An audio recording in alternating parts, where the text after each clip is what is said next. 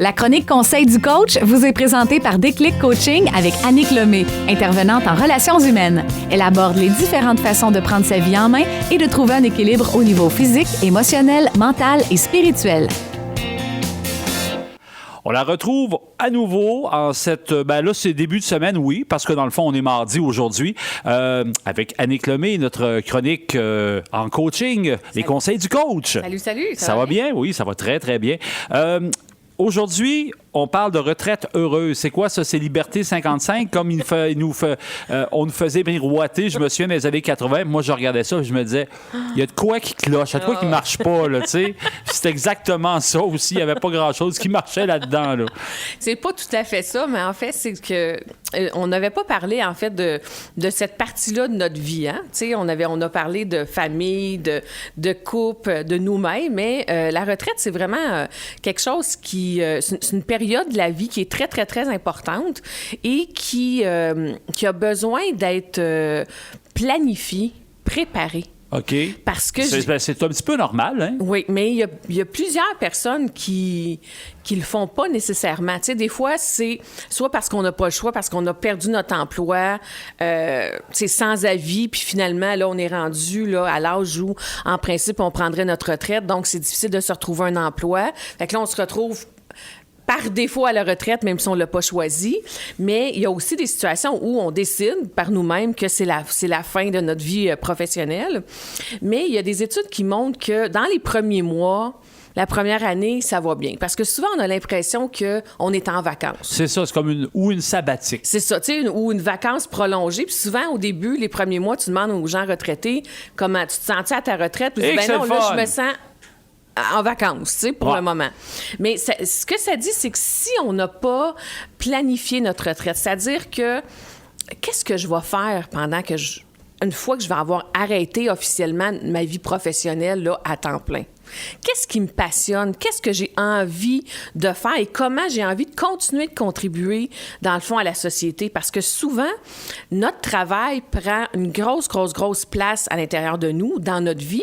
Et c'est de cette façon-là, un peu, qu'on se réalise puis qu'on a l'impression qu'on ajoute une valeur, dans le fond, dans la société. Bien, c'est surtout si notre travail est aussi une passion qu'on a. Oui. C'est sûr que si quelqu'un travaille en usine puis a passé 30, 40 ans à tout le temps faire la même affaire à tous les jours, c'est... bon, on parle plus de passion, là, mais tu sais, comme pour moi qui fais de la radio ou d'autres, tu sais, il y a plein d'autres métiers où est-ce que c'est une passion, là. Oui. Moi, la retraite, j'y pense pas. Mon père a pris sa retraite à 50 ans, tu sais, puis j'ai vu comment c'était, puis lui, il a pas eu de trouble, il était prêt pour sa retraite, tu sais. Okay. Il aimait le golf, fait que il s'est pas posé 56 000 questions, là. C'est ça. Mais tu sais, même les gens qui sont en usine, que ça fait 30 ans qu'ils font ça, puis que c'est peut-être moins une passion, ça reste quand même que d'arrêter du jour au lendemain de faire ce que tu faisais comme dans ta vie professionnelle, c'est difficile. Donc, ça prend absolument un projet. On a besoin de se dire, OK, moi, quand je vais être à ma retraite, comment je vais continuer de contribuer? Est-ce que c'est que je vais faire du bénévolat? Est-ce que je vais m'impliquer dans une cause? Ou est-ce que moi, dans le fond, dans ma vie d'adulte, étant donné que je travaillais beaucoup, j'ai pas eu le temps de m'adonner à un loisir que j'aimais beaucoup, golf, jardinage, vélo, peu importe. Fait que je vais faire ça dans ma retraite. Tu sais, je vais me planifier du temps pour m'assurer, dans le fond, que je vais continuer de sentir que je contribue à la société. Parce que si on ne fait pas ça, il y a des recherches qui prouvent qu'après à peu près 4 ans, la dépression nous attend. Puis souvent, la dépression aussi est un espèce de moteur de départ pour certaines maladies. En tout cas, c'est pas prouvé, mais on le voit qu'il y a une corrélation. Dans le fond, si on a un travail qui n'est pas nécessairement une passion, mais il n'y a personne qui n'a pas de passion, là. C'est impossible. Il y a toujours quelque chose qu'on aime, qui nous fait triper. C'est ça. Moi, je pense à un de mes amis qui vient d'arriver à sa retraite, et lui, pendant 20-25 ans de temps, il s'achetait des modèles réduits. Okay. Mais il les faisait pas. Là, il a commencé à les faire, il les achetait pour sa retraite. C'est ça. J'ai dit, tu vas être gelé, mon homme, avec la colle à avion, là. Ça fait planer un peu, là. C'est ça, mais tu sais, parce que sinon, là, tu sais, la retraite, ça dure pas 10 ans, là. il y en a là, qui malheureusement vont décéder rapidement, mais ça peut être 20, 25, 30 ans de notre vie. Là. Pour mon père, là, ça fait proche de 25 ans. Là, puis il n'a pas parti de sa retraite, au contraire. Tout à fait. Mais c'est ça, ça prend une planification, ça prend une préparation et ça nous demande de se questionner sur qu'est-ce que je vais faire pour continuer. C'est surtout comment je vais continuer de contribuer à la société. Parce que sinon, on a l'impression qu'on est chez nous puis on ne sert plus à rien.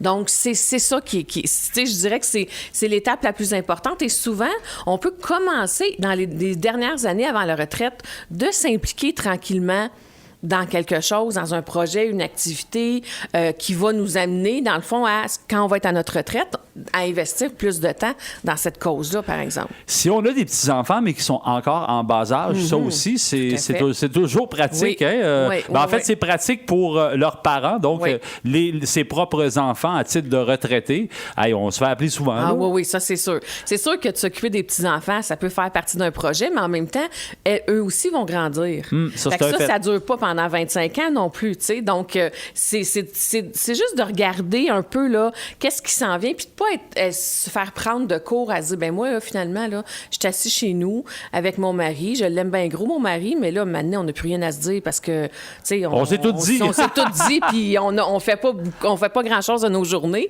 parce qu'éventuellement, ça l'amène à avoir un sentiment un peu dépressif, à sentir qu'on sert plus à rien, puis là, ça va être de plus en plus difficile de sortir de la maison, d'avoir une retraite heureuse. Est-ce qu'il faut aussi, je parlais de passion tantôt, mais dans le fond, tu sais, des fois, on va se découvrir des intérêts à la retraite. Ben oui, c'est sûr. Oui, tout à fait. Des fois, on peut se dire, hey, moi, j'ai jamais essayé tel sport ou telle activité, puis tout d'un coup, moi, je connais quelqu'un qui s'est mis à faire des casse-têtes. Eh bien là, il tripait sur faire des casse-têtes, puis là, il faisait des casse-têtes de 1000 pièces avec des petits morceaux gros de même que ça prend une semaine et demie faire le casse-tête, tu sais. Okay. Fait que donc, c'est j'avais jamais fait ça de ma vie, mais finalement, je trouve ça le fun, ça me relaxe, ça me permet d'être dans ma bulle, puis je vois pas le temps passer pendant que je fais ça, tu sais. Fait que c'est ça. Fait que le message ultime, c'est préparons-nous pour continuer de se sentir utile et sentir qu'on contribue à la société, même si on n'est plus officiellement, activement un travailleur. Oui, parce que c'est beau planifier au niveau monétaire, mais c'est de se planifier psychologiquement aussi. C'est extrêmement important. Tout à fait. Et c'est souvent, il y a des gens qui veulent pas prendre leur retraite, hein, c'est pour ça. Puis le jour où ils prennent leur retraite, je pense quelques mois plus tard, sont décédés souvent. Tu sais, on en a aussi que c'est comme travailler, c'est ma vie. Donc, si je travaille plus, j'ai plus de vie. J'ai plus de vie. Est-ce qu'il te reste encore des places pour tes... Très peu. Très peu? Très peu, une ou deux peut-être là, pour le 2 juin, donc l'atelier sur les blessures émotionnelles. Alors, c'est le samedi 2 juin de 9h à 16h chez Pur, donc au coin de la 155e rue et le boulevard Lacroix. Donc, vous pouvez m'appeler 581-372-1479 pour vous inscrire. Et sinon, si vous voulez venir me voir, bien ensuite, je suis à la clinique alternative, donc sur la 107e rue à Saint-Georges, 418-228-7711. Ma page Facebook, Les idées d'Annick, Annick avec un N.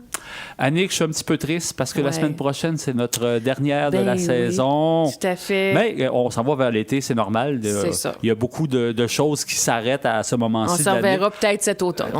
Qui sait? Alors, voilà pour cette semaine. On a parlé de se planifier une retraite heureuse, ce qui ne veut pas nécessairement dire au niveau monétaire, mais comme on mentionnait, niveau psychologique. Merci beaucoup. Merci à toi. Annick.